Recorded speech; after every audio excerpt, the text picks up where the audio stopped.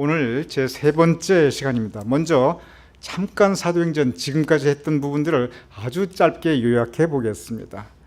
사도행전 전체 내용은 증인이 교회를 통해서 복음을 전파하는 과정입니다. 증인, 예수 그리스도의 증인입니다. 그러기에 먼저 증인이 본 것이 있고 들은 것이 있고 체험한 것이 있어야 전파할 수 있죠.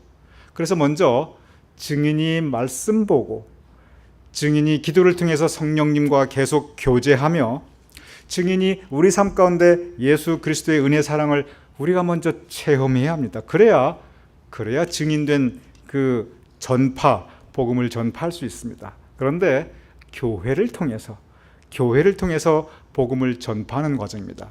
사도행전에 보면은 이런저런 교회 이름이 많이 등장하고, 그리고 그 교회에서 교인들이 하나님의 백성들이 어떻게 복음을 전파했는가 소상하게 기록되어 있습니다. 그래서 1장에 보면은 증인을 부르시고 사명을 주시는 모습이 기록되어 있고, 2장을 보면은 이제 하나님께서 교회를 세워주셔서 교회가 시작되는 모습이 기록되어 있고, 3장부터는 바로 그 증인이 교회를 통해서 복음을 전파하는 과정이 기록되어 있습니다. 오늘은 2장과 3장을 통해서 교회가 세워지고, 그리고 그 교회가 맨 처음 어떤 모습으로 어떤 일을 하였는가, 바로 그 부분을 여러분과 함께 나누고자 합니다.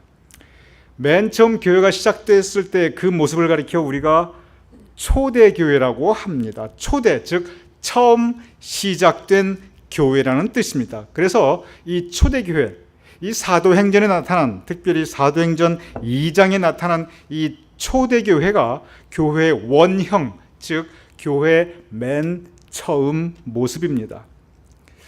여러분 그런 말씀 들어봤을 것입니다. 초대교회로 돌아가자. 참 귀한 이 말씀입니다. 이게 무슨 뜻이냐면, 우리 원래 교회의 모습으로 다시 되돌아가자. 우리 원래 교회의 모습을 되찾자. 이것이 초대교회로 돌아가자. 바로 그 선언입니다. 그리고 초대교회의 모습은 오늘 여러분과 함께 공부할 사도행전 2장과 3장에 아주 분명하게 구체적으로 나와 있습니다. 먼저 오늘 이제 이 초대교회의 모습 같이 한번 여러분과 보도록 하겠습니다. 이 2장에 보면은 교회가 이렇게 성령 강림으로 인해서, 성령의 임재하심으로 인해서 말씀 선포가 있었고, 그리고 말씀 선포를 통해서 교회가 세워지는 모습이 있습니다. 그래서 이제 갓 세워진 교회가 무슨 일을 어떻게 했는가 함께 보도록 하겠습니다. 사도행전 2장 42절부터 갑니다. 그들이 사도의 가르침을 받아 서로 교제하고 떡을 떼며 오로지 기도하기를 힘쓰니라.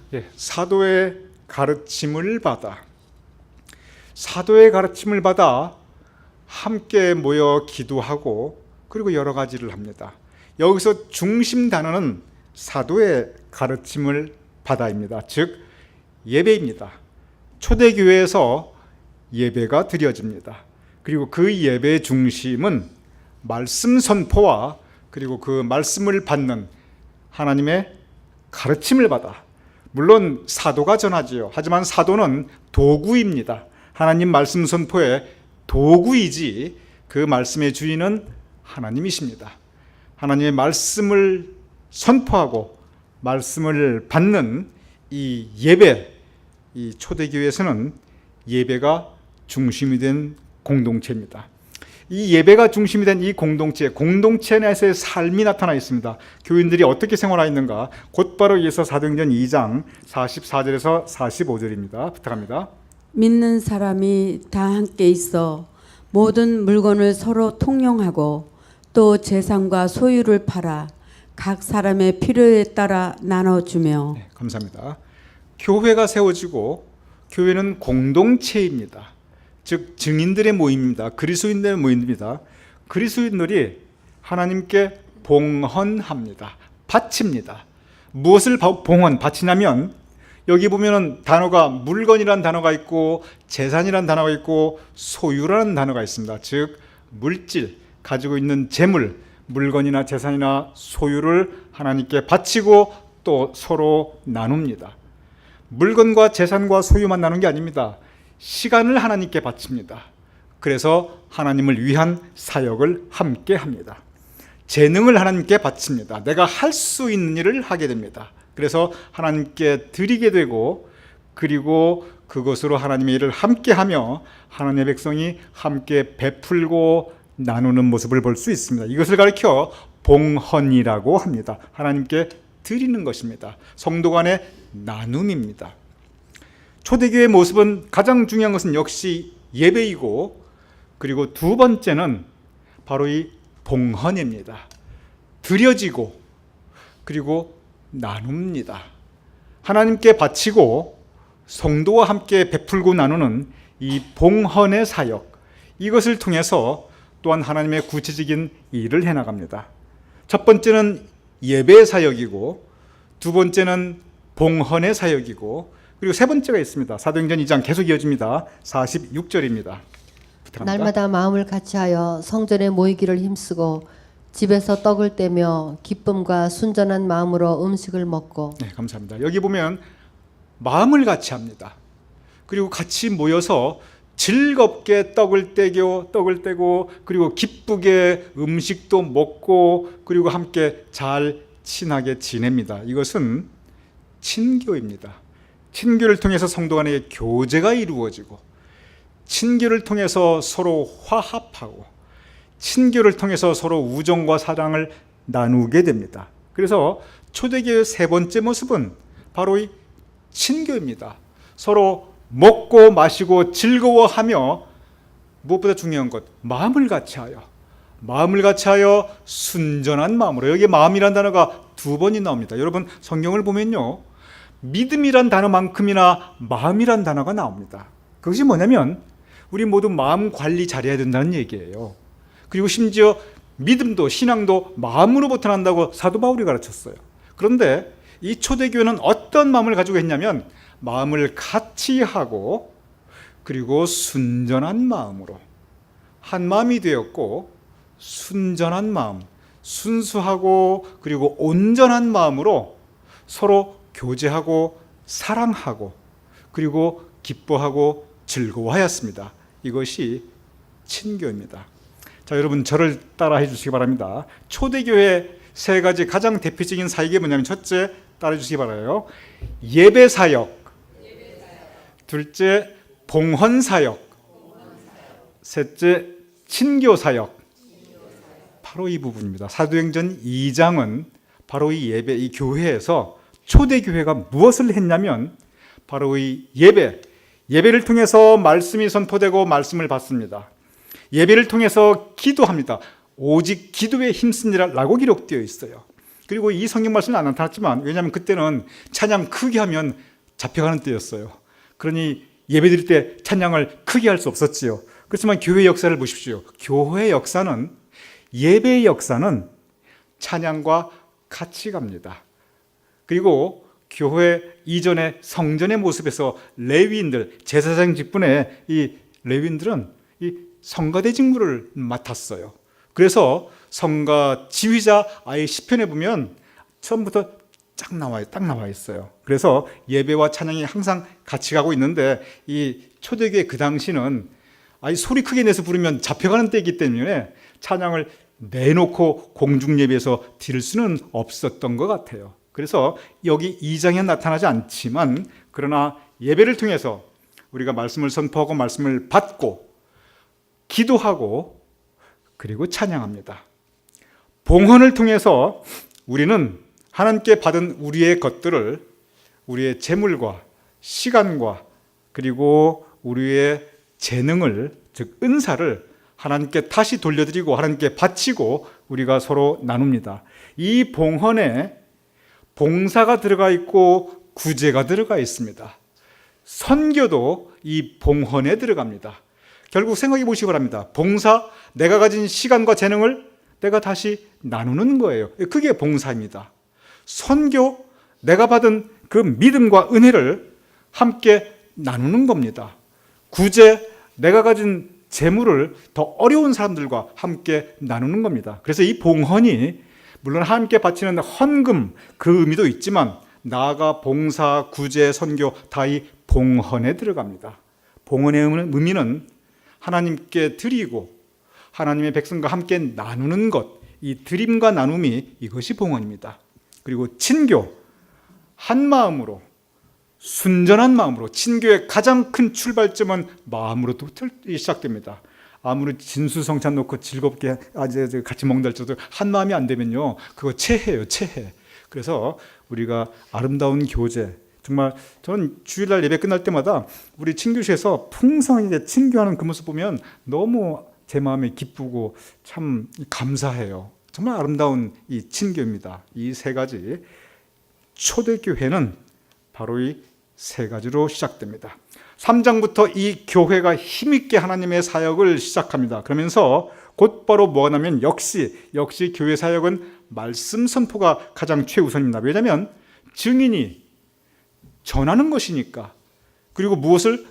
구원의 그 복음을. 그래서 3장에 보면은 이 베드로의 첫 설교가 2장에 나오고 베드로의 두 번째 설교가 3장에 나옵니다.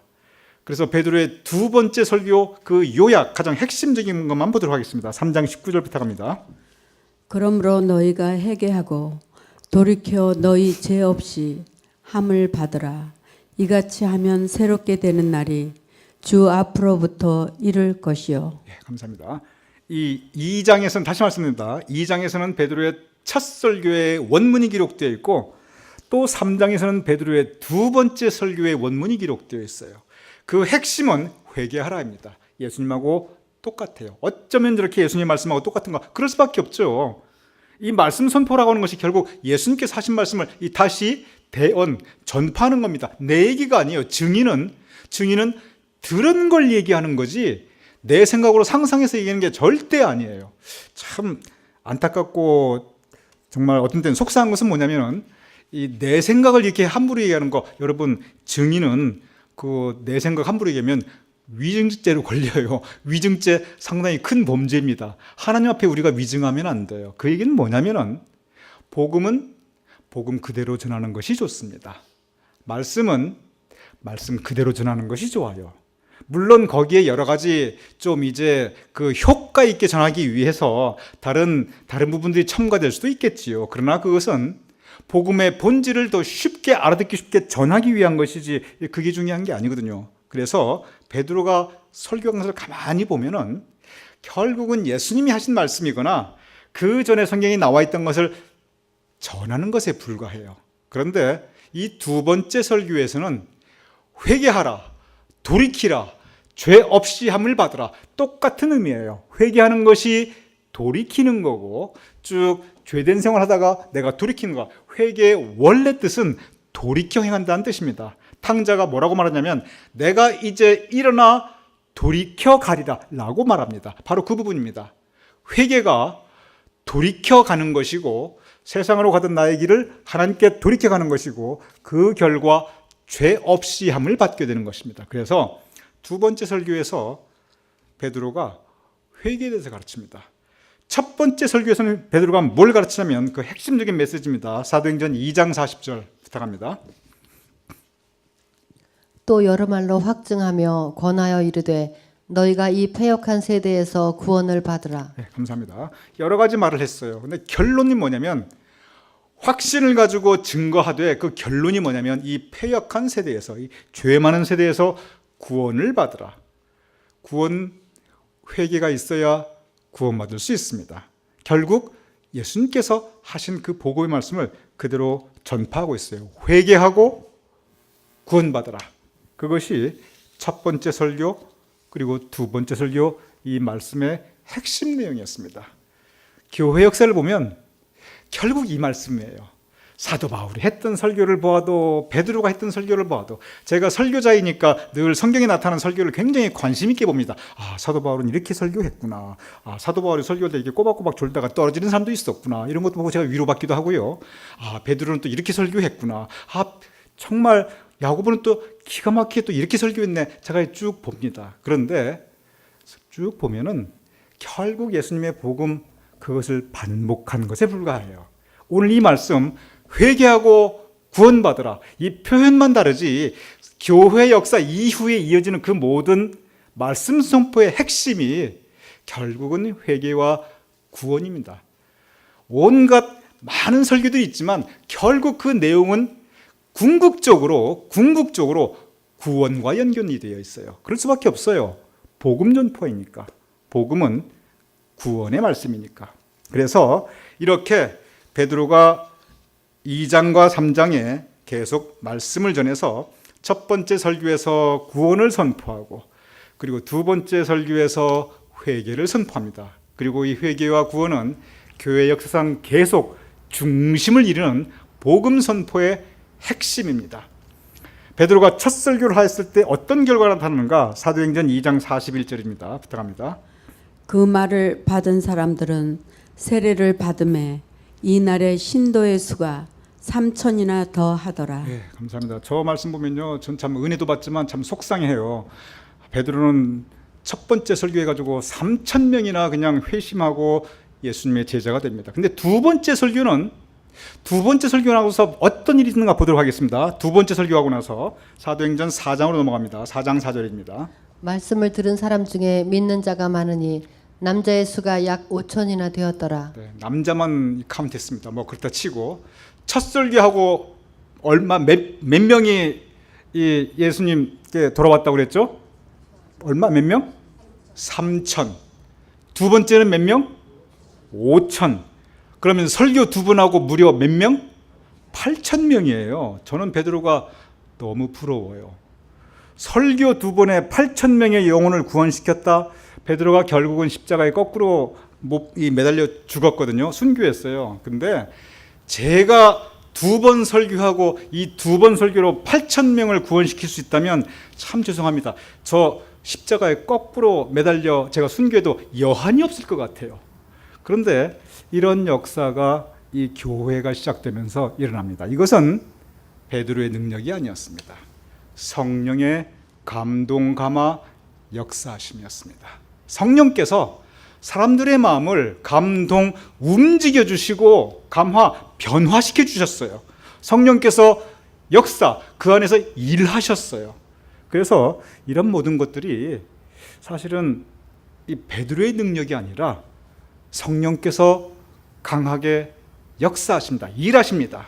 그리고 성령께서 감동 감화시켜 주십니다. 그래서 교회 역사는 바로 성령의 역사하십니다. 여기서 역사 한자가 달라요. 교회 역사, 즉 교회 히스토리는 성령의 역사, 성령님께서 at work, 성령께서 일하시는 겁니다. 그래서 교회의 역사는 성령께서 일하신 것입니다. 그래서 우리가 사도행전 보면은 사람들이 일하는 것 같지만 결국 성령께서 일하신 성령의 역사하심입니다. 교회의 모습에서 우리가 꼭 명심해야 될 부분이 있습니다. 자, 아까 초대교회로 돌아가자. 그리고 초대교회의 원래 모습 우리가 굉장히 강조하고 있죠. 초대교회에서 하였던 그 세 가지 가장 중요한 사역. 첫 번째 뭐죠? 예배. 두 번째 뭐죠? 봉헌. 세 번째 뭐죠? 친교. 여러분 제가 강대상에서 드리는 말씀 중에 많은 것들은 그거 모르셔도 천국 가는데 거의 지장 없어요. 근데 이거 모르시면 조금 곤란해요. 이 정도는 알고 가셔야 천국 가셔도 좀 덜 부끄러워요. 그래서 우리가 이 초대교회 3대 사역은 예배와 봉헌과 그리고 친교이구나 우리가 기억해야 됩니다. 예배는 우리가 드려준 예배 생각하면 돼요. 말씀 선포, 기도, 찬양 전부 예배입니다. 봉헌에는 헌금도 들어가지만 헌금만 봉헌이 아닙니다. 봉사와 구제와 그리고 선교 다 봉헌에 들어갑니다. 그리고 친교, 한 마음을 가지고 순전한 마음으로 우리가 마음을 합하고 서로 사랑하고 교제하는 것, 이것이 친교입니다. 그런데 그 결과가 있습니다. 이게 참 중요해요. 어떤 결과가 있었냐면 사도행전 2장 47절입니다.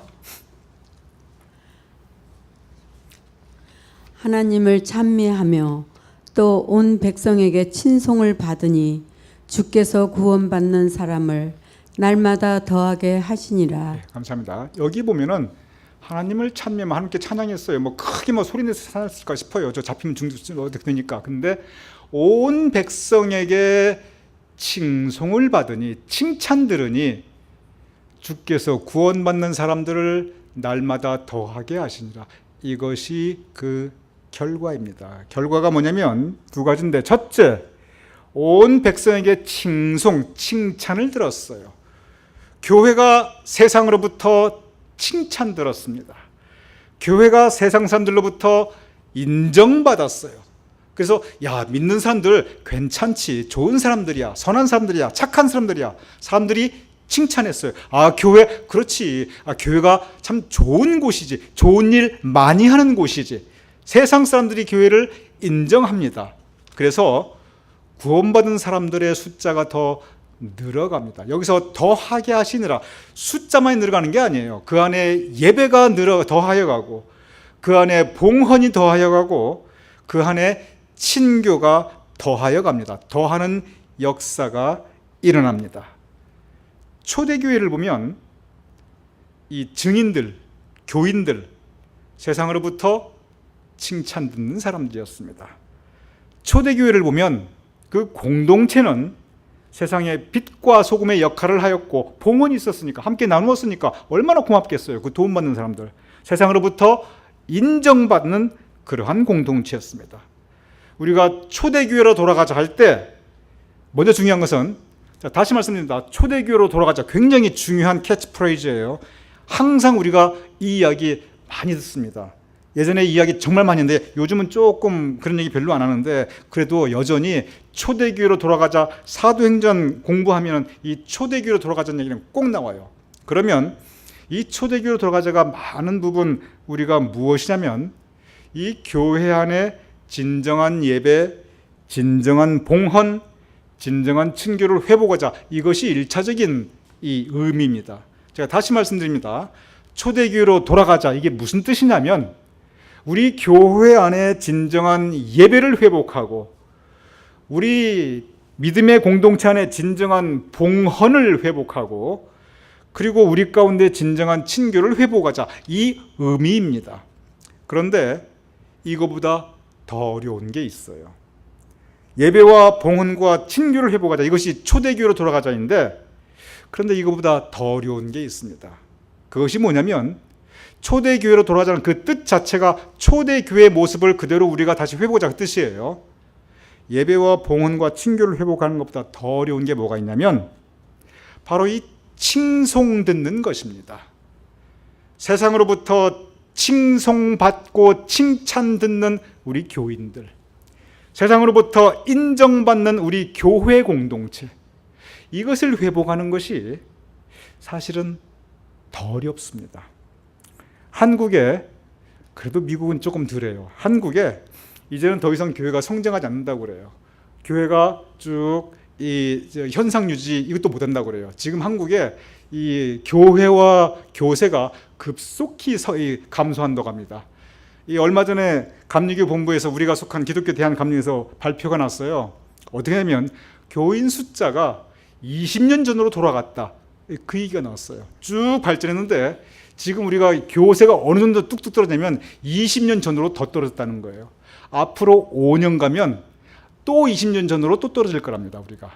그래가지고 지금 앞으로 한 5년 정도 가면은 결국은 교인이 반토막이 날 것이다. 50%는 우리 교회가 줄어들고 이 교인들 숫자가 줄어들 것이다. 이것이 감리교, 기독교 대한감리교 본부에서 발표가 낸 통계예요. 우리가 연말마다 통계를 보냅니다. 우리도 맨날 통계 보내요, 제가 연말에.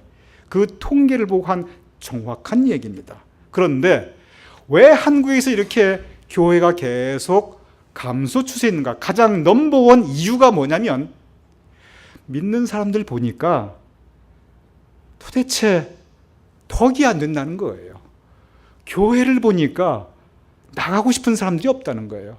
그래서 한국에서 젊은 사람들은 교회를 떠나고 신앙을 떠나는 게 너무 관합니다. 그 이유가 이 교리가 어려워서 그런 것도 아니고, 이 하나님이 싫어서도 아니고, 이 믿는 사람들의 사는 모습에서 실망하고, 이 교회의 모습에서 실망하고, 그러다 보니까 칭찬 듣기는 고사하고 욕을 먹고 인정받기는 고사하고 오히려 이렇게 정말 다른 이 면으로 전혀 인정을 못 받는 그런 모습이 되어버렸다는 거예요. 이거 제 얘기가 아닙니다. 한국에서 그걸 발표하면서 그 넘버원 이유로 얘기하는 이 교회 학자들 그리고 교단본부 관계자들의 이야기입니다. 교회 현상입니다. 그런 모습들은 여러분도 아마 많이들 이제 한국 얘기 그리고 우리 가운데서도 우리가 들을 수 있을 거예요. 우리 교회도 그런 어려운 시기를 지났습니다. 근데 저는 그 어려운 시기를 지나면서 제 마음에 가장 고통받는 것은 내가 힘들었다 이거 절대 아니에요. 뭐 목회하면서 무슨 부귀영화를 그렇게 느끼겠다고 제가 기다렸겠습니까? 저는 괜찮은데 저는 아무리 고통받고 욕먹고도 괜찮은데 이거 이렇게 시끄럽고 이렇게 참 덕이 안 되는 이것 때문에 하나님이 욕먹고 전도길이 막힐 텐데 그것이 가장 큰 저의 고통이었어요. 지금 바로 한국이 바로 그 부분입니다. 유럽하고는 좀 달라요. 유럽은 이 교인, 이 신앙을 가진다는 그 자체 때문에 무관심해지니까 즉 신앙과 교회에 대해서 젊은 사람들이 무관심해지면서 점점 교회를 떠났는데 한국은 무관심이 아니라 여전히 관심이 있어요. 관심 있게 보니 배울 게 없다는 거예요. 관심 있게 보니 안 믿는 사람도 못하다는 거예요. 그래서 떠나갑니다. 바로 이 초대교회를 회복하자 여기는 예배와 봉헌과 친교를 회복하자 이것도 있지만 이보다 더 어려운 것이 어쩌면 더 시급한 것이 뭐냐면 칭찬 듣는 교인들, 인정받는 공동체 이것을 회복하는 것입니다.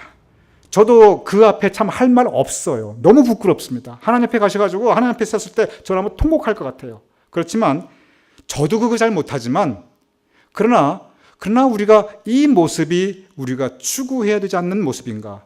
저는 아픔을 가지고 여러분께 이 말씀을 드리고 있습니다. 제가 지난 주일날 설교하면서 웨슬리 회심 이 주일이었기 때문에 웨슬리 목사님의 가르침 중에서 굉장히 중요한 가르침에 대해서 여러분께 나눴어요. 불완전한 완전, 영어로 imperfect perfection. 그러니까 불완전한 완전, 문법적으로 말이 안 돼요. 그런데 이것이 우리가 추구해야 될 신앙의 모습이라는 겁니다. 우리 모두 불완전해요. 그렇지만 완전함을 우리가 추구하며 하루하며 나아가고 노력하고 우리 성장해 나가자. 초대교회로 돌아가자. 그 말씀도 똑같습니다. 저도 불완전하고 우리 교회도 참 불완전한 교회입니다. 저도 욕 많이 먹었고 우리 교회도 어떤 면에서 세상에 이 덕이 안 되는 그런 부분들이 결과적으로 원인 이런 건 다 둘째치고 결과적으로 그런 모습들이 있었어요. 그런데 저는 그 생각을 늘 합니다. 이제부터라도 우리가 칭찬 듣는 교회, 인정받는 공동체, 초대교회로 돌아가자. 이것이 결국은 우리가 나갈 길입니다. 오늘 이 말씀 사도행전 2장과 3장 이 초대교회의 모습, 초대교회로 돌아갈 수 있는 저와 여러분이 될 수 있기를. 그래서 우리 교회의 예배와 봉헌과 친교가 더 풍성히 성령께서 역사해 주시고 그리고 여러분과 우리 모두가 칭찬 듣고 인정받는 교인과 공동체가 될 수 있기를 주님의 이름으로 축원합니다.